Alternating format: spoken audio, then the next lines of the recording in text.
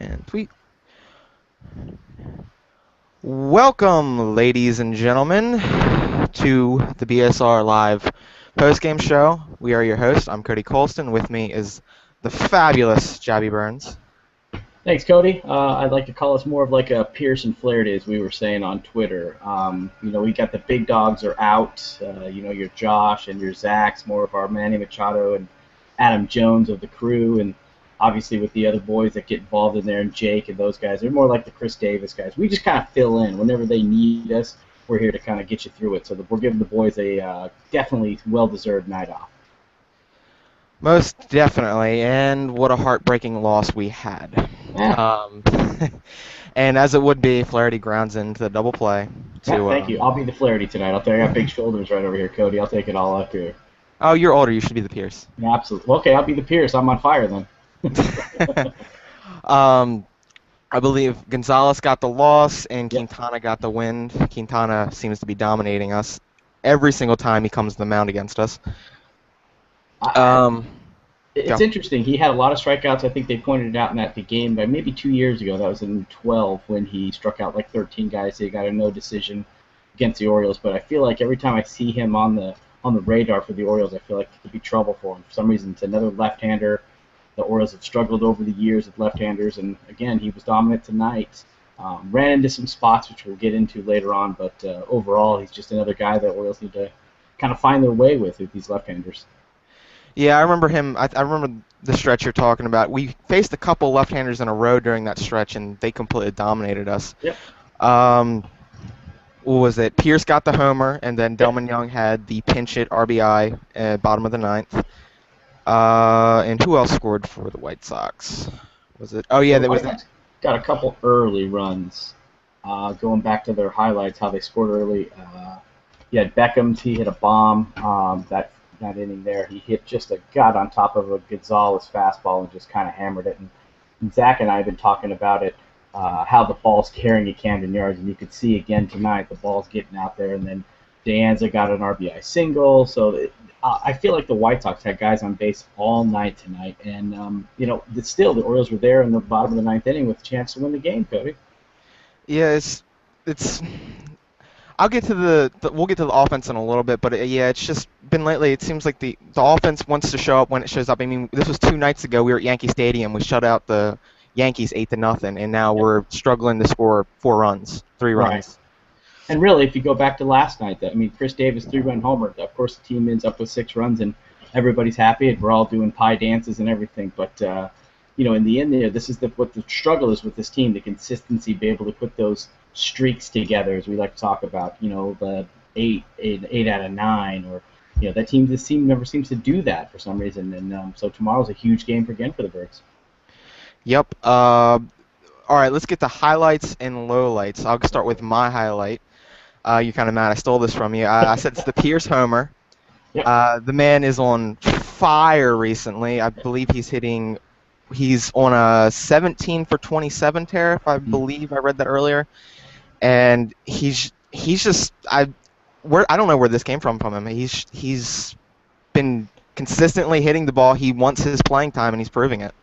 Yeah, and again tonight, he comes up in big spots, and even though the Birds got on the low end of this game tonight, he continues to put in the at-bats that Buck likes to see, whether it's a base hit here, the home run coming out of there when they were doing the, I don't know if you were watching the broadcast, they were talking about Manny Machado's salsa and kind of tied it in. All of a sudden, Pierce hits a bomb, and Thorne doesn't know what to do.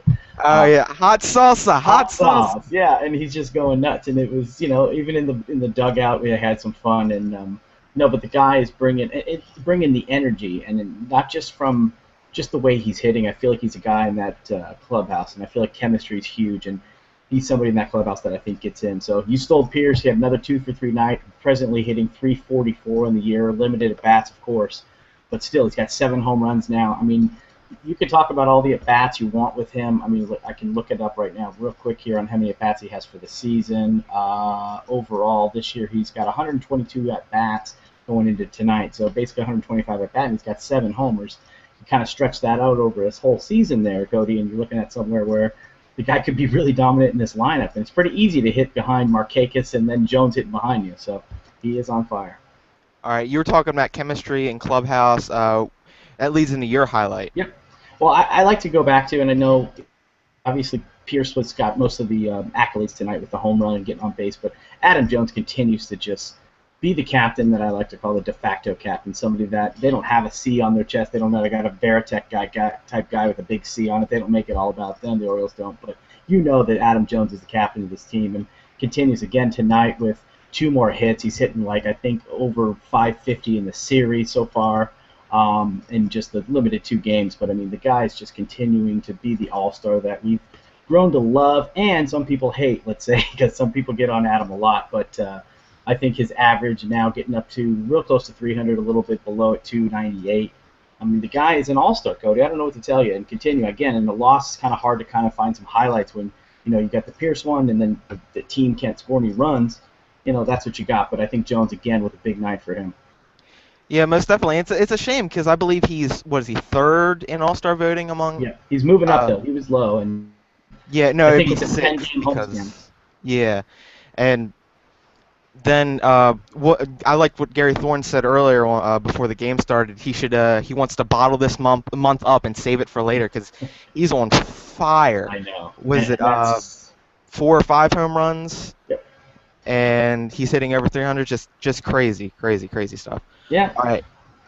Let's move on to the lowlights, as we have plenty to choose from as opposed to highlights.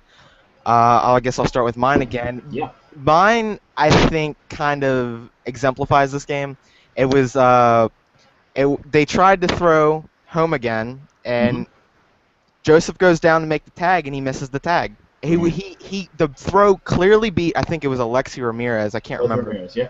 Yeah, and he couldn't get the tag down. I think Joseph went to scoop down to get the tag, and then Ramirez lifted his leg up, and Joseph fouled the leg, and the other leg just kind of slid under, tagged home, and I think that's kind of what the Orioles are right now. They're close, but they're not. Right. You're not topping it off. They're Right. not finishing the play. Right. It's almost like an analogy of like if you saw the Karate Kid as a young lad that you are, maybe that's an older type movie for you. Maybe Gone with the Wind for me, but sweep the leg, and that's something that I think Joseph needed to do. But here's my thing on this, real quick, and I'm glad you brought this up. Is it maybe these catchers are so nervous to block the plate because of this new rule that they basically scrutinize every situation when it comes to guys coming to the plate now? And I understand that wasn't a collision at the plate, but that was going to be a pretty tight play at the plate. He didn't know if he's going to come in to bowl him over. He didn't know what was going to happen, and Ramirez did a great job of kind of being flexible and working his way in there. I didn't feel like Joseph blocks the plate like Wieters, as we've known Wieters. Basically, you're just not getting in. But now with the new rules, Cody, I'm not sure that the catchers, especially a youngster like Joseph, maybe that's something he had in the back of his mind. Most definitely. Well, I don't think Joseph is as big as Wieters, so he probably doesn't have the idea in his head that he can actually block the plate if need Right. be. But I mean, they've also just tweaked the rule. They just made a rule change. What is it? It's something along the lines of the catcher's allowed to block the plate if it's a force out, I Right. believe. Yep. And then there was one article I read. I can't seem to find it at the moment, but it was talking about how the new rule isn't helping at all. Right. So I think they should have kept it the way it was. I think catchers should be able to catch, and it should be one of those things where if a guy obviously is without the ball, you have replay now. If he doesn't have the ball and he's blocking the plate, I'm sorry, you shouldn't be able to do that. Just like you can't do that at other bases as well. They kind of got to treat home almost like the rest of the bases, but that's a whole thing for another thing. Here's my deal for the low light because I got one for you, pal, and it's something that this team has been doing on a consistent basis, something they consistently like to do leave runners on base. And I know that you're going to look at the stats and maybe say they're great with runners in scoring position. I don't have those in front of me at this point, so I'm working it from my point of view.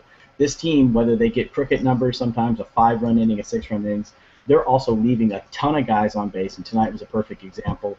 I think the final was, last time I had checked, they'd left 8 guys on base after the ninth inning, whatever the final total was after Flaherty hit the double play. It's something that's going to come back to haunt them because their pitching has been spectacular. And I'm using the word pitching and Orioles and spectacular all in the same sentence at this point. Since June 2nd, they have the lowest ERA in the American League. So they need to start taking advantage of this. Miggy didn't have his stuff tonight, but they had a perfect chance to beat a guy like Quintana. yeah, most definitely. Actually, the team lob was 7 Okay. It's what the box score says, and the White Sox actually had 8. Right. Oh, they So, left guys on base. I mean, how many times do they have the bases loaded and just hitting the double plays? I mean, yeah. that's what I'm talking about. Even just a winnable game, something to go back to that I always talk about, missed opportunities. These are the kind of series that you need to sweep against the Red Sox. If you get Chris Sale on Monday night, you should be able to kind of close out the series and beat these two other pitchers if you get Sale. So, but to just the Orioles, it's consistency. Yep. While we're on the topic of pitching, let's go on to just looking at pitching overall for the game. Gonzo had 45 pitches. Was it 45 through the first 2 innings? Yeah, 45 pitches with 29 strikes through the first 2 innings. Who is he? Chris Tillman? Yeah, that seems like a Chris Tillman line, all right.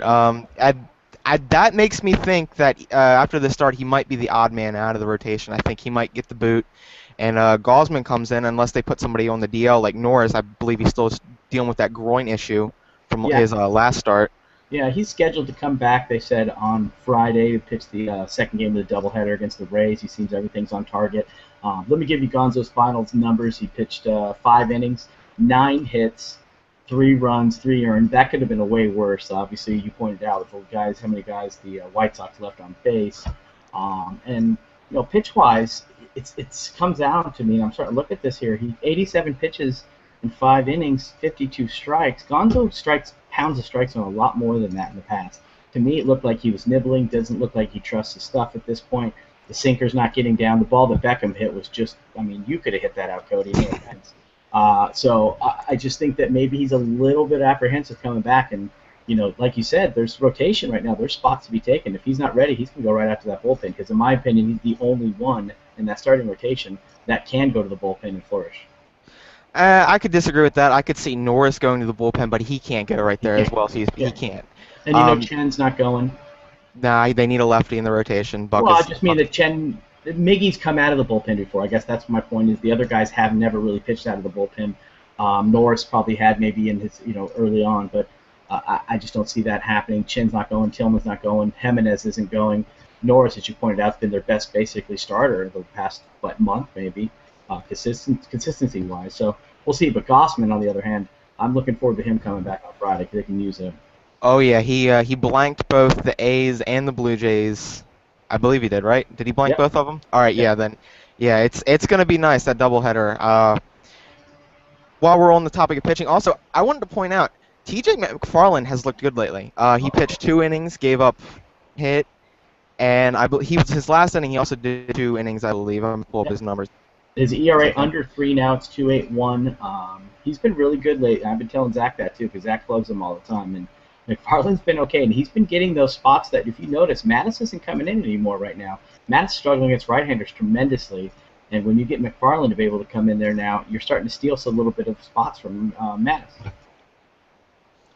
Yeah, that's a whole other issue. I don't think Mattis is. I don't know. He's always been inconsistent, but then again, so is McFarland. Yeah. Oh yeah. Um, Track record is and we've Mattis. also yeah. But we also signed Clay Rapata. I don't think a lot of people noticed that when he's down at Norfolk, a 194 batting average career against lefties. So it's going to be interesting to see how the lefty specialist turns out Oh, yeah. in the bullpen. Let's move on. We got one little defensive note. Was that Joseph error throwing over to second? He overshot the throw, and the runner advanced to third. Right, and they didn't score that inning, but that was something when I looked at the defense. With this defense, it's pretty hard to point anything out that's bad. I think they're number 2 in defense overall. I anticipate them probably being the top spot at the end of the year, the way Manning's rounding into shape, and I don't anticipate Hardy having the errors the way that he had in the first half here so far. But Joseph does, he's in there for defensive purposes, obviously, Cody. He's hitting 158. I know he's hit 2 home runs and everybody's losing their mind, but, let's remember he's hitting 158. He's not, Mike Piazza right now. So defensively, where he needs to make his mark, and those kind of plays when you come into a tight ball game, those are going to come into play. So you talked about the play at the plate. Obviously, that cost him a run. The one before that didn't cost him a run, but it could have. And in a tight game, you can't have that. Yeah, it's also the fact that the pitching staff, they absolutely love Joseph. I think I think he knows his stuff when it comes to them. He knows them like the back of his hand. As everyone was talking about it, when Joseph hit his first home run, all the pitchers in the dugout pretty much went crazy. Yep. I think Britt Giroli tweeted that Tillman said that he screamed like a little girl when Joseph hit that homer at Yankee Stadium. So I don't like to hear that of my guy Tillman. I don't like anything with little girl next to it. But, okay, I got you.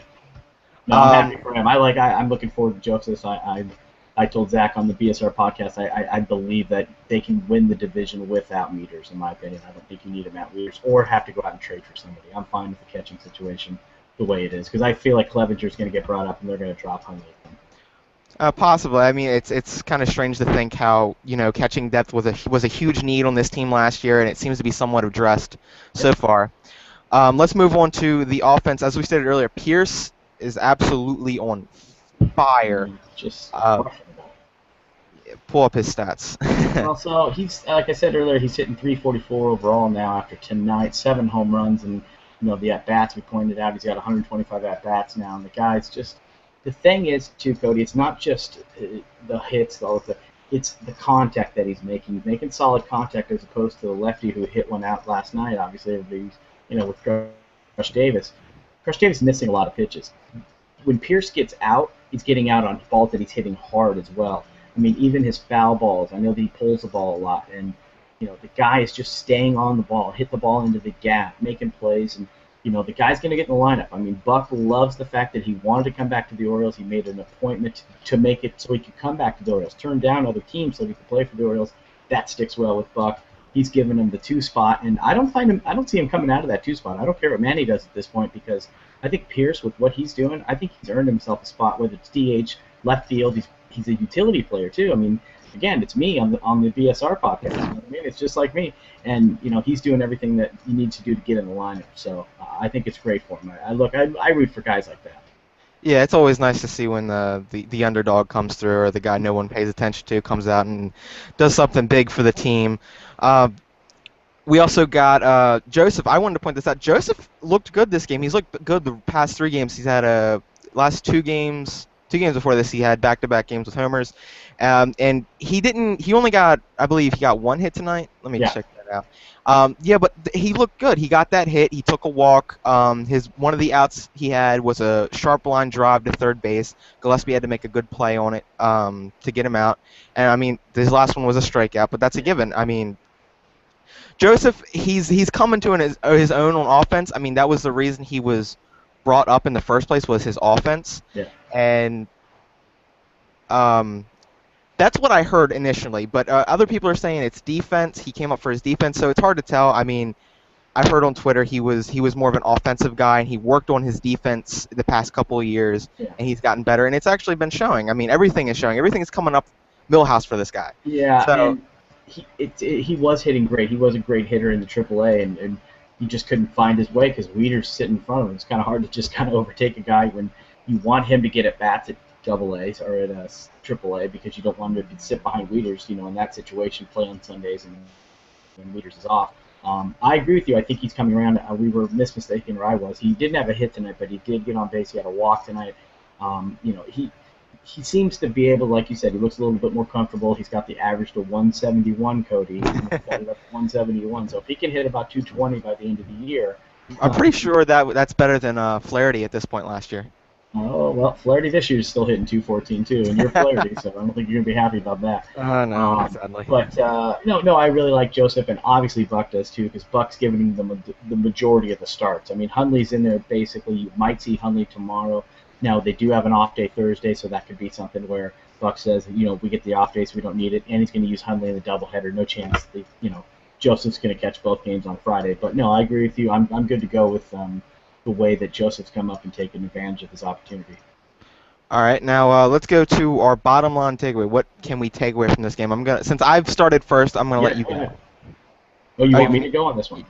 I'll go ahead. You're the leader. I mean, again, I'm just kind of hanging out. I'm just following your lead. What you got?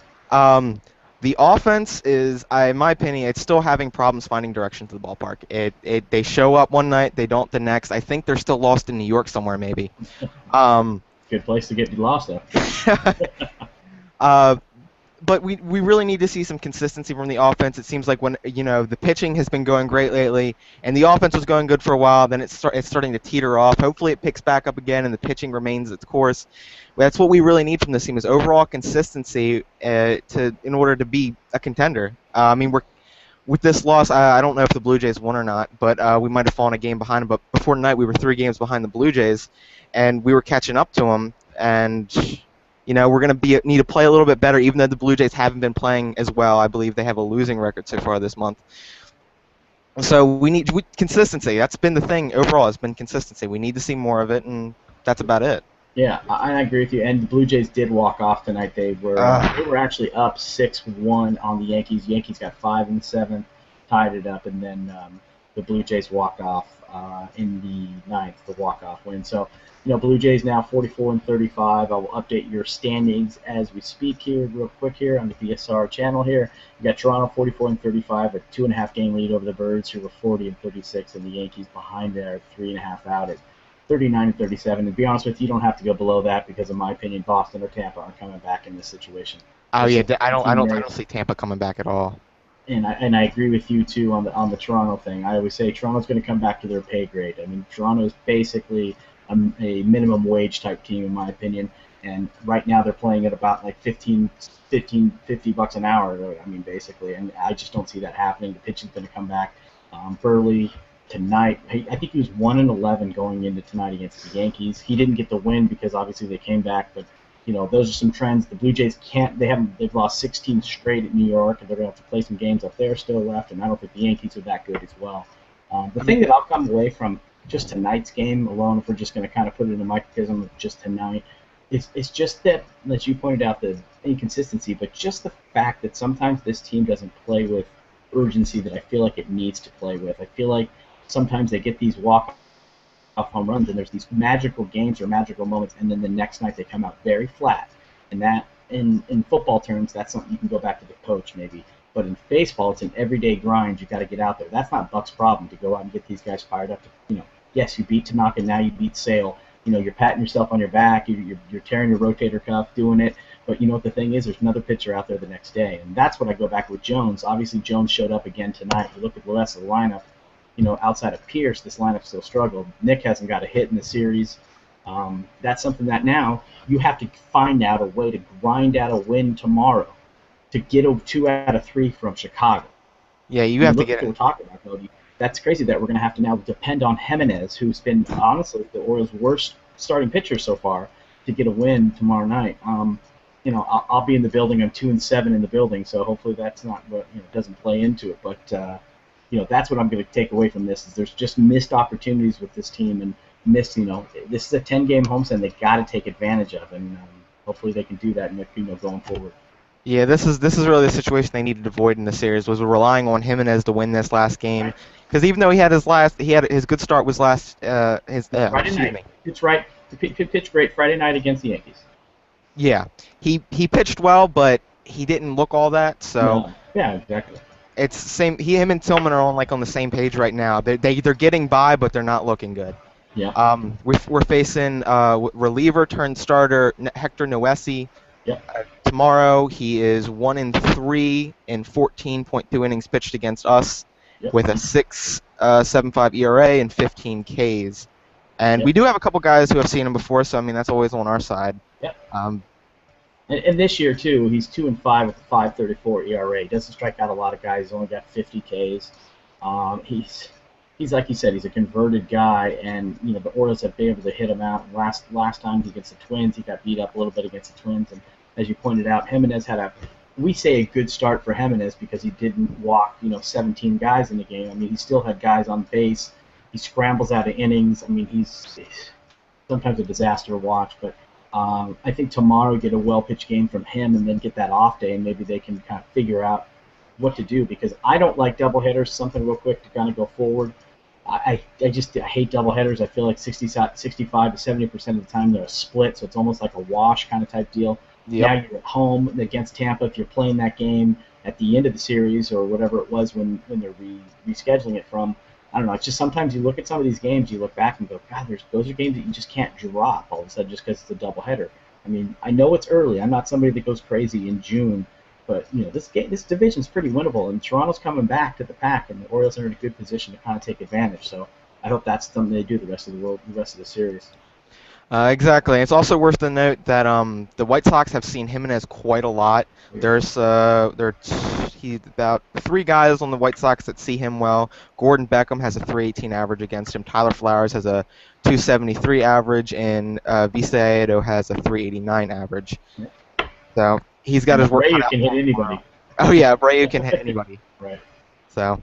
And Dunn can get it. Dunn can get in front of something too and hit it a mile. The way the ball's carrying there too. They're gonna have score some runs tomorrow, Cody. I'll say this. I'm not saying that just because I'm going to. I want to see some balls, but I'll say that I think they need to score some runs tomorrow. I think 6 runs, something like that, is something the Birds need to kind of put up on the board because I just can't trust him as going to go back to back, even against a White Sox lineup that's just not the 27 Yankees, of course. Yep. Jimenez is Jimenez, and I believe Jimenez gonna Jimenez. I think that's it for us tonight. Hopefully we got to go out there and take the series. Yeah, well, it could be up to you. I mean, give me your guy real quick. I don't know if they do this on this all the time. Give me somebody that needs to step up tomorrow. Somebody that's outside of Jimenez. Somebody that you can see, kind of doing some work tomorrow, doing some yard work, let's say. Something for the Birds on the offensive side, and I'll pick somebody from the pitching side. I'm gonna go with Markakis. Okay. Like you said, he hasn't got a hit this season. Well, not season, this series. Yeah. And he's our leadoff guy. You need the leadoff guy to get on base. He sets the table for everyone else. So you need him to click in order for everybody else to click. In a sense, I mean, Pierce has been kind of picking up that slack lately, being the number 2 hitter. But you can't. I mean, can't rely on one guy. Yeah, you can't rely on Pierce. Well, you can't rely Pierce, on one guy. Well, not only that, but it's Pierce too. Let's be honest. Pierce is going to revert back to being Pierce. If we think the Blue Jays are going to revert back to being the Blue Jays, Pierce is going to come back to life too and not be Barry Bonds at this point. The way he's hitting the ball right now, I'll take the pitching side of the pick to click tomorrow. I'd love to see Jimenez. I think this game's a bullpen type game for the Birds tomorrow. I anticipate seeing some Mattis. I anticipate seeing some O'Day, and I see Britton at the end of the game maybe getting a 3-run save in a 6-3 Birds win. I think they need this win, Cody. I think this is something that you can't beat Chris Sale and then go back and lose 2 straight to the White Sox at home. I'm sorry, you just can't do that, and they have to take advantage of some of these schedules coming up. Yeah, we're gonna have to at least get one win going to that doubleheader Friday. Absolutely. All right. Well, I believe. Fun, dude. Huh? Had a good time. Oh yeah, me too. Maybe they'll have us back. Who knows? Yeah, hopefully. All right. Well, that's it for us, and we will see all you guys hopefully sometime in the future. Sure.